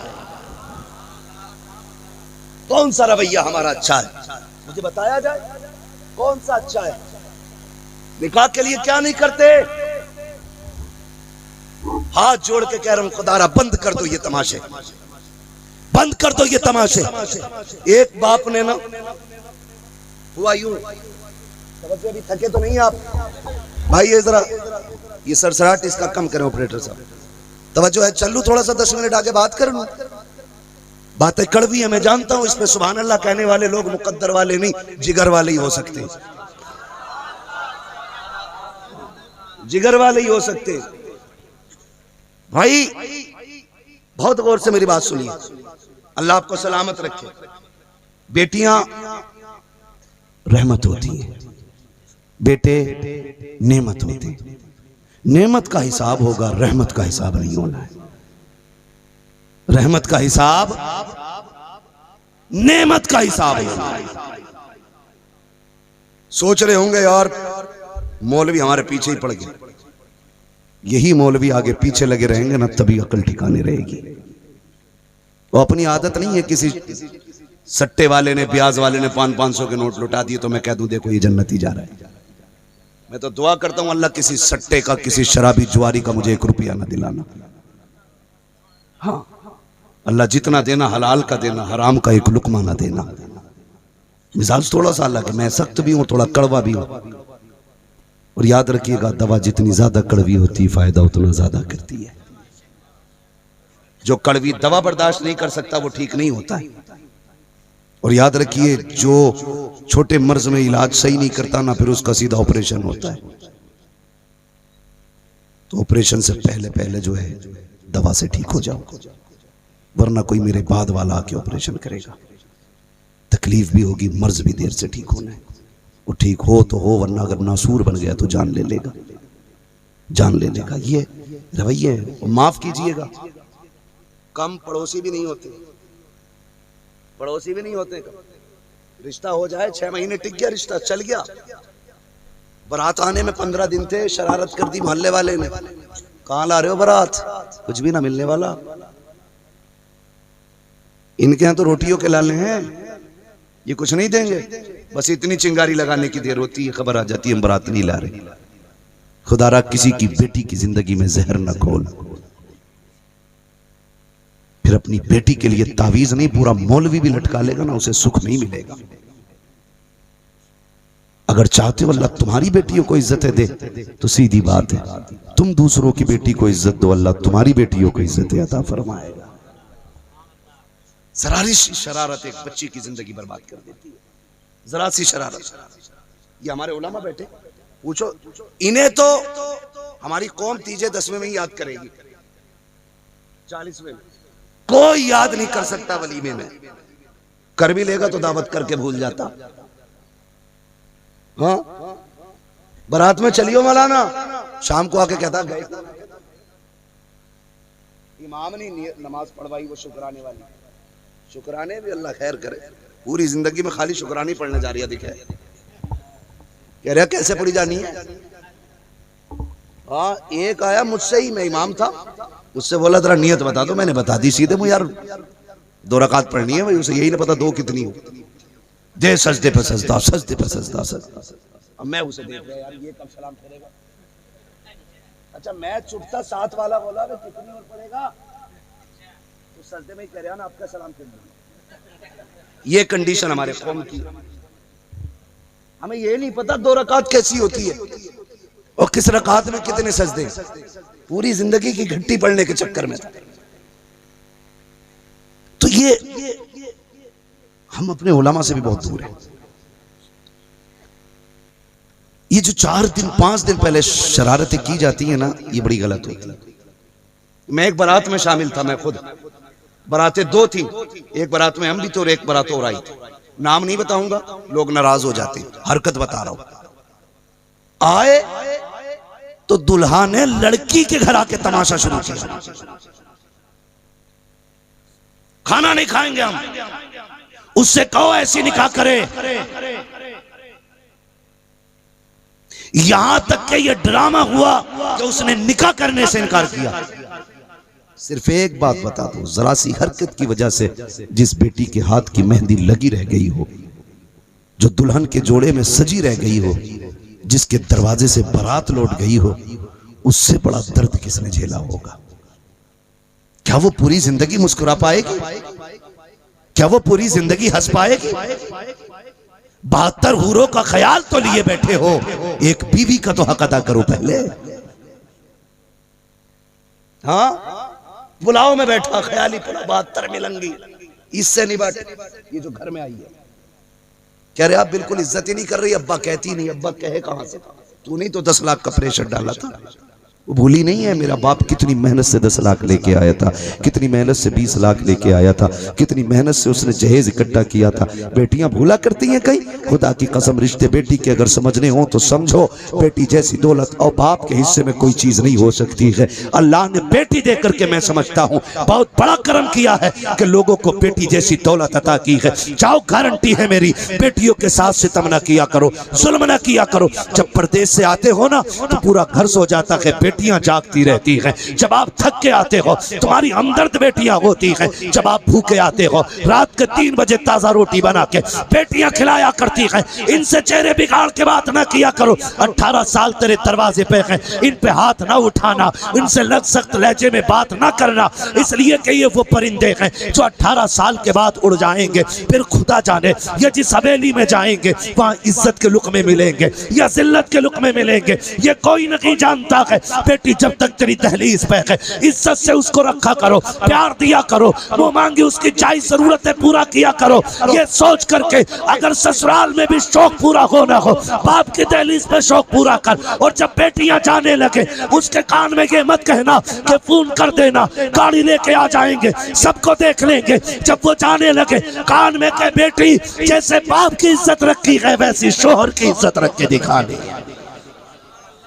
ये तालीम भी बेटी को दिया करो, ये तालीम दिया करो बेटी को। आज तक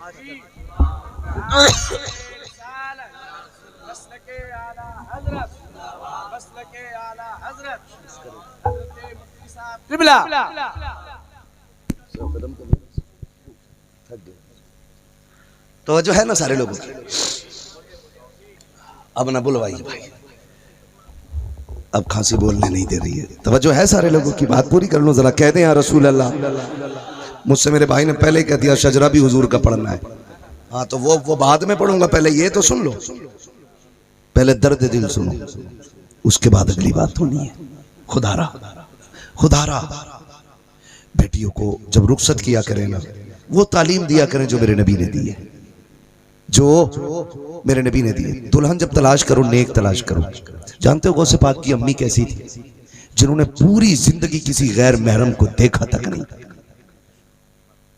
गैर महरम को देखा तक नहीं, और किसी गैर महरम ने पूरी जिंदगी आपकी आवाज तक नहीं सुनी। जिन्होंने किसी गैर महरम की आवाज पूरी जिंदगी नहीं सुनी, जिन्होंने कभी शरीयत की हदें नहीं तोड़ी, पूरी जिंदगी में एक भी काम शरीयत के खिलाफ नहीं किया, उसी की गोद में अब्दुल कादिर जिलानी आया करता है। उनकी गोद में अब्दुल कादिर जिलानी, और बाप हजरत सैयद मूसा अबू साले जंगी दोस्त रहमतुल्लाह ताला अलैह, वो जो दिन भर रोजा रखते थे, रात भर सजदे किया करते थे। है ऐसे दमाद ढूंढ रहा कोई? ये देख रहा छाप कितने रहा, कहीं से भी छाप रहा, छाप वाला लाओ। सीधी बात सुनो बस, याद रखें, बेटी के लिए वो दामाद ढूंढें जो खुदा का हक अदा करता हो, 5 वक्त का नमाजी हो, हराम से बचता हो, झूठ ना बोलता हो। इसलिए कि जो रब का हक अदा कर सकता है वो तेरी बेटी का भी हक अदा कर सकता है, और जो रब से नहीं डरता वो ससुर से क्या खाक डरेगा? जो रब का हक अदा नहीं करता वो तेरी बेटी का भी हक अदा नहीं करेगा। इसलिए दीनदार दामाद ढूंढो। अब तो सोशल मीडिया पे दामाद ढूंढ रहा, कान में चल रहा है पक्का दामाद है, नाक छिदी है चलेगा, दामाद भी कान छिदा हुए, हाँ बुंदे कान में पहन के आ रहा है, और पता चला ये जो बुंदा पहने हुए था ना, ये पीतल का था, फोटो में सोने का लग रहा। कट दाढ़ी में जितने कट चाहे निकाल ले, एक के कट निकल जाएगा जब मौत का फरिश्ता धक्का देगा आके, सारे कट निकल जाएंगे, सिर्फ लाइन में सीधा पड़ा होगा, बिल्कुल कोई कट नहीं होगा। निकलो इन चीजों से। कई बार तो क्या करते बाप के पैसे वाला था इसलिए कर दी, ये भी नहीं देखा अकीदा सही नहीं है, पैसे वाला था। याद रखिए भूखे रह के 60 साल कट सकते हैं, लेकिन वो जो मरने के बाद वाली जिंदगी है, दाईमी जिंदगी, वो ईमान के बगैर नहीं गुजरनी है, वो बहुत मुश्किल है। बेटी अगर देनी है ना तो दीनदार के हवाले बेटी करो, ईमान वाले के हवाले बेटी करो। अगर पैसे वाला बदअकीदा है ना, लात मार दो।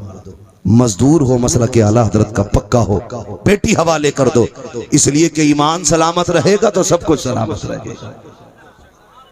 करेंगे इंशाल्लाह ऐसा ही, रिश्ते करेंगे ईमान वालों में। नारे तकबीर, नारे रिसालत, मसलके आला हजरत, मसलके आला हजरत। करेंगे इंशाल्लाह दीनदारों में रिश्ते, बदअकीदों से बचेंगे, रिश्ते आसान करेंगे, बारात में खाना मांग के लेंगे, जो मिलेगा वही खाएंगे, जाएंगे जरूर। अरे बंद करो ये बारातें, ये तमाशे हैं। इस्लाम में बारात का कोई तसव्वुर ही नहीं, सीधी सी बात है। ये उलमा बैठे काबिल लोग हैं, इनसे पूछो अरबी लुगत में अगर बारात का कोई जुमला इस्तेमाल हुआ हो तो। बारात के लिए कोई अरबी लफ्ज नहीं है,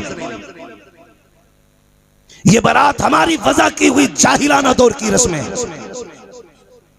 और बारात में कम थोड़ी जा रहे हैं, 150-150। यहाँ कितने चले हैं? माज़अल्लाहि रब्बिल आलमीन, रिकॉर्ड तोड़ दिया, 350। पूरा गांव चला जाता है जी, वो भी आ जाते, कम पड़ जाता गांव। तो ठीक है, फिर जिन्नात बुला लिया कर। ये जो बारात का तसव्वुर है ना, खत्म करो। सुने गौर से। अच्छा एक बात बताएं, बारात में जो खाना होता है वो किसकी तरफ से होता है? बोले जरा जोर से, अभी सब नहीं बोल रहे। शर्माओ मत, मैं कुछ नहीं कहूंगा, बस समझाऊंगा कुछ।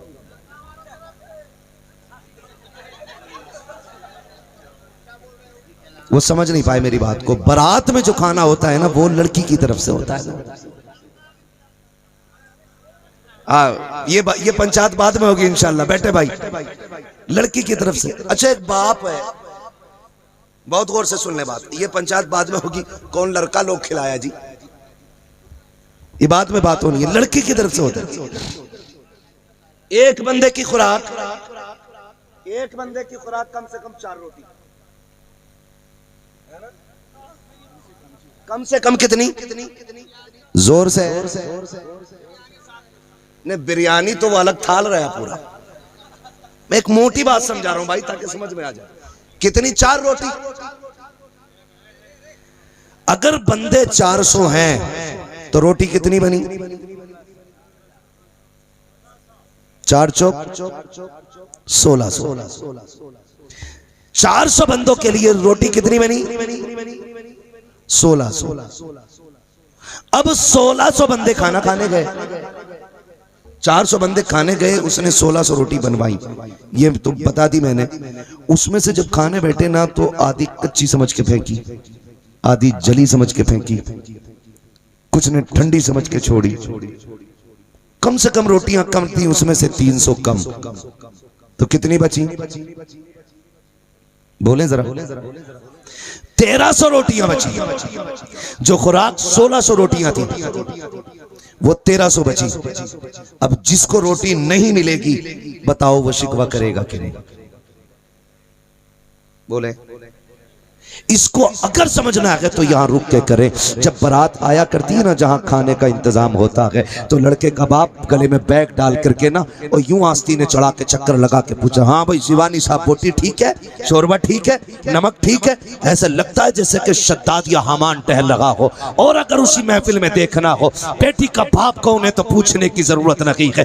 देख, जिसकी आंखों में आंसू होंगे वो बेटी का बाप होगा, जो किसी कोने में खड़े होकर के बगल में हाथ दे के आसमान को बार बार देखता होगा। समझ लेना ये बेटी का बाप खड़ा है, जो होठ हिला करके चुपके रब से दुआएं मांग रहा हो। समझ लेना ये बेटी का बाप है। तुम्हें खुदा का वास्ता रोटियां फेंक करके किसी की इज्जत से खिलवाड़ ना करना, हद से ज्यादा नुकसान करके बाप को रोने पे मजबूर नहीं करना। तुम नहीं जानते हो, तुम्हारे पसंद की रोटी आई तो खा ली, ना आई तो फेंक दी। तुम्हें क्या पता है इस एक वक्त के खाने के लिए इस बाप ने 18 साल बदन पे बोरियां उठाई हैं, तब जाके 400 लोगों का खाना बना है। इसने 13 साल तक लोगों के थक्के खाए हैं, तब जाके इसने कोरमा बनाया है। इसने कितने दिन तक गुर्बत का मुंह देखा है, तब जाके तुम्हारे खाने का इंतजाम किया है। कभी खाने का नुकसान न कीजिएगा। तुम नहीं जानते हो ये टूटे जूते पहनता रहा लेकिन तुम्हारे लिए रुपये बचाता रहा। इसने फटे कपड़ों पे पाबंद लगा के पहने लेकिन तुम्हारे शामियाने का इंतजाम किया है। इसने पूरी जिंदगी चटनी से खाई है लेकिन तुम्हारी रिस्क का इंतजाम करता रहा।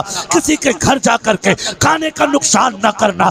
तुम नहीं जानते हो जब बारात की भीड़ खाने के लिए आती है, बेटी का बाप हाथ भी नहीं उठा सकता, कोई देख ना ले, बगल में चुपके से हाथ दबा के कहता है मालिक लाज रख लेना, 18 साल की मेहनत लगी है, मेरी तो 18 साल की मेहनत है, मेरी बेटी की पूरी इज्जत दाव पे लगी है। अगर एक मेहमान भूखा चला गया पूरी जिंदगी मेरी बेटी को ताने दिए जाएंगे। कोई कहेगा तेरे बाप से रोटी नहीं खिलाई गई, कोई कहेगा तेरे बाप से मेहमान न संभाले गए, कोई कहेगा बड़ी बातें करता था तेरा बाप। और तुम्हें खुदा का वास्ता किसी की इज्जत से खिलवाड़ न करना। अगर किसी के यहाँ गए हो खाने में नमक मिर्च ज्यादा हो, ऐब ना निकालना, बल्कि कह देना खुदा का शुक्र है अच्छा बना है। अगर तू इतना कह देगा बेटी के बाप का कलेजा ठंडा हो जाएगा। खुदा की कसम खा के कहता हूँ तेरे 2 जुमले सिर्फ बेटी के बाप को नहीं बल्कि रसूल पाक को भी राजी कर देंगे, खुदा पाक को भी राजी कर देंगे।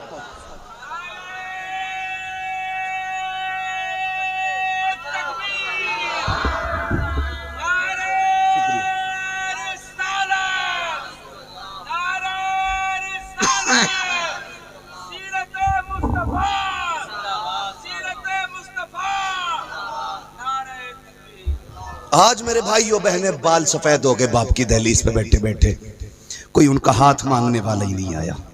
ऐसा नहीं कि वो अपाहिज हैं, लूली हैं, लंगड़ी हैं, ऐब भी कोई नहीं है, हाथ पैर भी सलामत है, नाक नक्शे भी ठीक है, फिर भी लोग नहीं आ रहे। सिर्फ एक कमी रह गई, बाप 10 लाख नहीं दे सकता। बाप गाड़ी नहीं दे सकता। याद रखिएगा, जन्नत में जाना चाहते हो, कुरान कहता फक्कु रक़बा, फंसे हुए की गर्दन छुड़ा दो, हम तुम्हें बेहिसाब जन्नत अता कर देंगे। अगर अल्लाह ने आपको 4 पैसे दिए हैं ना, तो एक बिस्तर खरीद, 4 बर्तन खरीद, चलने के लिए अपनी सवारी खुद खरीद, और जा किसी अच्छे भले इज्जतदार घर जा, 4 इज्जतदार लोग साथ रहे, और जिस तरह से इज्जत वालों की रस्में होती हैं, दौलत वालों की रस्में होती हैं ना, उसी शान और शौकत से 4 लोगों को लेके जा, और जा करके ना गरीब से कह बेटी दे दो, बस यही सबसे बड़ी दौलत होगी। ये कह के ना खाली हाथ निकाह करके ले आ, जब गरीब की बेटी तेरे घर की शौकत बनेगी ना, मरने में देर है, मदीने वाला तेरी कब्र को आके इज्जत अता फरमा देगा। ये आसान तरीके जन्नत में जाने के, ये आसान तरीके। मैंने पहले ही कहा था, मांगने वालों को मैं कुत्तों से बदतर समझता हूँ, इसलिए कि कुत्ता फेंका हुआ खाता है और ये छीन के खाते हैं। फेंका हुआ खाने वाला छीन के खाने वाले से बेहतर होता है। इसलिए खुदा रहा बंद करें ये तमाशे। वो बेटियां जो बाप की दहलीज पे बाल सफेद हो गए, उनका आसरा बने, उनका सहारा बने। यह जिंदगी तो कट ही जाएगी, पैसों से भी कटनी है, पैसों के बगैर भी कटनी है। जाओ कब्रिस्तान जाके देखो, जहां अमीर लेटे हैं वहीं गरीब लेटे हैं। ये फलसफा भी कब्रिस्तान ने हल कर दिया। सोने का मालिक भी मिट्टी में लेटा है, मिट्टी का मालिक भी मिट्टी में लेटा है।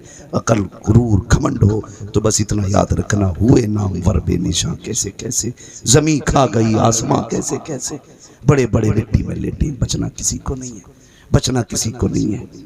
बस कोशिश ये करें, अल्लाह हमारी कब्र को ऐसा बना दे कि हम हश्र तक महफूज रहें। ये अल्लाह से दुआएं मांगा करो। बारिश होती है, तख्ते गल जाते हैं,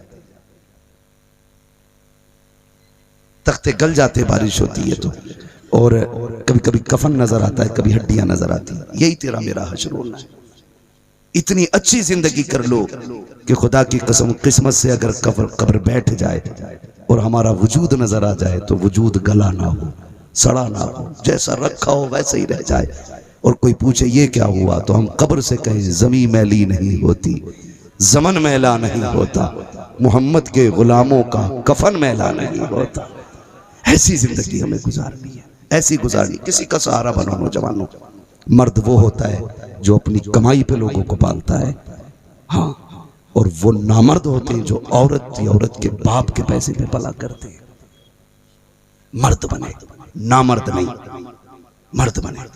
करेंगे इंशाल्लाह ये काम, डिमांड तो नहीं करेंगे ना इंशाल्लाह, सहारा बनेंगे कमजोरों का इंशाल्लाह। मैं दुआ करता हूँ, मुझे जब भी वो नौजवान याद आ जाता है। मैंने पहले भी कई जगह ये बात बताई है। मैं इधर बहराइच गोंडा साइड में एक जगह गया था हजरत, तो उस नौजवान ने मुझे बुलाया, उसकी शादी का जलसा था। मैंने कहा भाई खैर तो है, शादी में जलसा किया? कहने लगे बात ये नहीं है, लोगों ने बताया कि ये करोड़पति आदमी है, लेकिन गरीब घर से इसने शादी की और 11 लोग सिर्फ बारात में लेके गया था। मैंने कहा माशाल्लाह मुबारक हो। कहने लगा बात यह है कि आप ही की तकरीर सुन के मैंने ये निकाह किया था और मैंने चाहा कि आप ही मेरी शादी में आके तकरीर करें। तो ऐसा नहीं है, तब्दीली ना है। उम्मीद है इंशाल्लाह नौजवान उठेंगे और फिर किसी गरीब का कोई सहारा बनेगा, कोई किसी कमजोर का सहारा बनेगा। जब हम कमजोरों का सहारा बनना शुरू कर देंगे ना, फिर बेटियां मुस्कुरा के कहेंगी शुक्र मालिक हुजूर की उम्मत में बनाया है। जहां मायूसी की गुंजाइश ही नहीं है, यहाँ कुछ भी ना हो तब भी लोग निभा जाते हैं। हुजूर की सुन्नत समझ के हमें इन तरीकों पे अमल करना है। करेंगे इंशाअल्लाह। वो ना बोले जिनकी हो गई है, बात उनसे कर रहा हूं जिनकी नहीं हुई। करेंगे निकाह आसान इंशाअल्लाह। बापों से गुजारिश है, डिमांड तो नहीं करेंगे इंशाअल्लाह, नहीं करेंगे ना कोई डिमांड। हाँ, कोई डिमांड ना करें। बेटी वाला जब भी देता है ना तो अपनी औकात से ज्यादा ही देता है, कम कोई नहीं देता। और आखिरी बात कह दूं भैया, 3 मिनट में कह दूं, मैं इसे तकरीर में शामिल नहीं, बस आखिरी बात समझ के सुन लें। हमारे डॉक्टर साहब माशाल्लाह करें, और बोलो। एक डॉक्टर इधर है, एक डॉक्टर उधर है, एक डॉक्टर उधर है, डॉक्टर ही डॉक्टर बैठे हैं। बैठे इसलिए कि तू गिरेगा तो हम सुई लगा लेंगे। अल्लाह सलामत रखे। ये मोहब्बत है। ये हमारे सरकारी डॉक्टर हैं माशाल्लाह, और ये हमारे मीडिया प्रभारी भी हैं डॉक्टर साहब हमारे। कुल मिलाकर के बात ये है कि ये आज सारी नौकरियां छोड़ के बताने आए कि सारी नौकरी बाद में है, मदीने वाले की नौकरी सबसे पहले होती है। हुजूर की नौकरी सबसे अफजल है और सबसे पहले। बस बेटी वालों से भी गुजारिश है, सुनो मेरी तरफ देखो। सारे लोग मेरी तरफ देख रहे हैं ना? हाँ, मुझे देख लो आज। पता नहीं मैं कल मिलूं ना मिलूं। मैं आपसे एक बात कहूं, जब बेटियां रुखसत करो तो जहेज सजाना मत। चौक में रख के कपड़े, बर्तन, मशीन ये मत दिखाना किसी को। बंद कर दो ये नुमाइश, बिल्कुल बंद कर दो। इसलिए कि तुम जहेज ये सोच के दिखाते हो ना ताकि पता चल जाए हमने क्या क्या दिया है, या इसमें कोई सवाब दिया। कोई सवाब नहीं है ना। इसमें क्या नियत होती है, बड़े बूढ़े मुझे बताएंगे। यही तो नियत होगी ना, ताकि सबको पता चल जाए हमने दिया क्या क्या। यही मकसद है ना, नुमाइशी तो है ना खाली कि देखो हम बेटी को क्या क्या दे रहे हैं। सुने, अल्लाह तौफीक दे आपको, आप खूब दो अपनी बेटी को, लेकिन दिखा के नहीं। इसलिए कि जरूरी नहीं है आपकी बेटी का जहेज देखने वही आए जो आपकी बेटी की लेवल की बेटी है। आपके बराबर अमीर की बेटी है कोई ना, वो तो आम ऐलान है। जहां उसे अमीर की बेटी देखने आती है वहां मजदूर की बेटी देखने भी आती है। वहीं पे ठेला लगाने वाले की बेटी आती है, वहीं पे कभी मिली कभी ना मिली वाली नौकरी वाले की बेटी आती है। वहां कभी 100 कभी 200 कमाने वाले की भी बेटी आएगी। तेरी बेटी की रखी हुई महंगी वॉशिंग मशीन देखेगी तो बता उस गरीब बच्ची के जिगर पे क्या गुजरेगी। तेरी बेटी का रखा हुआ महंगा सूट देखेगी तो क्या उसको अपने बाप की गुर्बत का एहसास नहीं होगा। जब तुम्हारी बेटी के रखा हुआ जहेज का 10 लाख का सामान देखेगी तो उसका चेहरा नहीं उतरेगा। आप दौलत उठा के दे दो, लेकिन दिखा के नहीं, छुपा के दो। छुपा के दो ताकि जहेज के नाम पे जहां अमीर की बेटी निभ जाए वहां गरीब की बेटी भी निभ। अब दिखावा तो नहीं करेंगे, वादा करें नहीं करेंगे इंशाअल्लाह। मेरे हुजूर ने बेटी रुखसत की, अबू बकर सिद्दीक आ गए, या रसूल अल्लाह बेटी का निकाह कर रहे हैं जी। हुजूर बताया नहीं, सारे काम मशवरे से किया, आज अबू बकर से पूछा भी नहीं। ये मोहब्बत की बातें थी, वरना तारीख गवाह है पूरी जिंदगी हजरत उमर ने, हजरत अबू बकर ने मेरे नबी से कभी क्यों कहा ही नहीं। लफ्ज़े क्यों पूरी जिंदगी हजरत अबू बकर ने हुजूर से नहीं कहा। जो कह दिया आमन्ना वसल्लम, जो कहा बस वही सही। आका आज बताए नहीं अबू बकर को क्या करते। हुजूर तमन्ना है बेटी आपकी हो, दुल्हा अली बने, मेहर में पैसा उस्मान का लगे, जहेज में पैसा अबू बकर का होना चाहिए। क्यों का मेरी तमन्ना है जब शान वाले की बेटी है तो जहेज भी अजमतों वाला होना चाहिए। हुजूर कीमती जहेज देना चाहता हूं। मेरे नबी ने कहा अबू बकर मैं चाहता तो हीरे जवाहरात दे देता, लेकिन नहीं, मैं अपनी बेटी को कोई कीमती जहेज नहीं दूंगा। हुजूर क्यों? इसलिए कि क़यामत तक मेरी उम्मत की गरीब बेटियां भी तो होंगी, गरीब बेटियां भी तो होंगी। अगर मैं महंगे कंगन और महंगे जेवर दे करके बेटी की सुन्नत बना दूंगा तो अगर किसी बाप से बेटी का जहेज ना बनेगा या जेवर नहीं बनेगा तो मेरी बेटी को देख के दुनिया की बेटियां कहेंगी हमारी सुन्नत छूट गई है, काश हमारे पास भी हीरो का हार होता, खातूने जन्नत की सुन्नत अदा होती। फरमाया अबू बकर मैं अपनी बेटी को इतना कीमती सामान नहीं दूंगा जो कोई गरीब ना दे पाए, मैं इतना दे रहा हूं जो हर बाप दे दे, ताकि अगर अमीर बाप की बेटी बाप की दी हुई दौलत पे नाज करे तो गरीब बेटी मदीने वाले की सुन्नत पे नाज करती चली जाए। इसलिए मेरे महबूब ने जहेज की रस्म को ज्यादा कसरत को बढ़ाया नहीं, और यही हम करेंगे इंशाअल्लाह। आप जो भी दोगे छुपा के दोगे इंशाअल्लाह। सजाएंगे तो नहीं चौक में? डर रहे हो क्या? सजाओगे तो नहीं? जो दोगे अपनी बेटी को दोगे, तमाशा ना बनाना। खुदा करे हर घर की बेटी इज्जत वाली हो जाए, हर घर की बेटी को सुकून मिल जाए। बस ये फरमाइश आखिरी है शजरे की।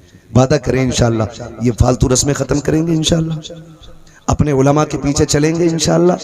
ये जो कहे इनको मानिएगा, जो कहे इनको मानिएगा। दीन पर जब मुसीबत आती है कोई नेता नहीं कूदता, कोई नेता नहीं कूदता। आज बेहद खुशी हुई मुझे, आज खबर ये मिली सलमान अजहरी साहब की जमानत हो गई है। ये बेहद खुशी, पूरी कौम की दुआएं रंग लाई हैं। हाँ रंग लाई हैं, मुफ्ती सलमान अजहरी साहब की जमानत हो गई है। मैं खुदा की कसम खा के कहता हूं, दीन को जब भी जरूरत पड़ेगी ना तो उलमा ही मैदान में आएंगे।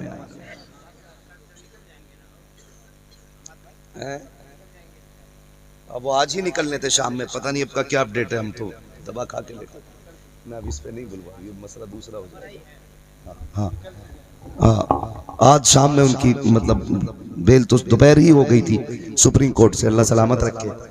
और मैं आपसे इतनी गुजारिश करूंगा, आप अपने उलमा के साथ रहें, उलमा के साथ रहें, इसलिए कि दीन पर जब भी मुश्किल आती है ना तो कोई आगे नहीं आता है।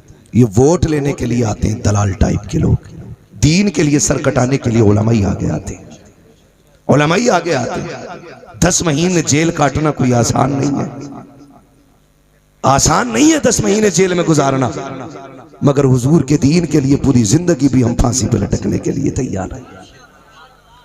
ये सिर्फ ड्यूटी उलमा की, और उलमा ही आगे नजर आते हैं। आपसे लाजिम है कि आप अपने उलमा की पैरवी करें, आप अपने उलमा से मशवरा लें, अपने उलमा का साथ दें। बज़ाहिर ये 7000 तनख्वाह लेने वाला है, लेकिन क़यामत में बख्शिश कराने के लिए यही नजर आएंगे इंशाअल्लाह। साथ देंगे अपने उलमा का इंशाअल्लाह, साथ रहेंगे, जो ये कहें उसको पाबंदी से करने की कोशिश कीजिए। बस बेटियों को इज्जत दें, निकाह आसान करें, घर के झगड़े खत्म करें, ढोंगी पीरों से बचें, असली और नस्ली पीर पकड़ें, वरना चकबंदी के कैयक निकले हुए सैयद भी घूम रहे हैं, जिनके अब्बा तेली थे बेटा सैयद हो गया, अब्बा अंसारी थे बेटा सैयद हो गया, अब्बा फकीर थे बेटा सैयद। ऐसे सैयदों से भी बच के रहिए, समझ रहे ना।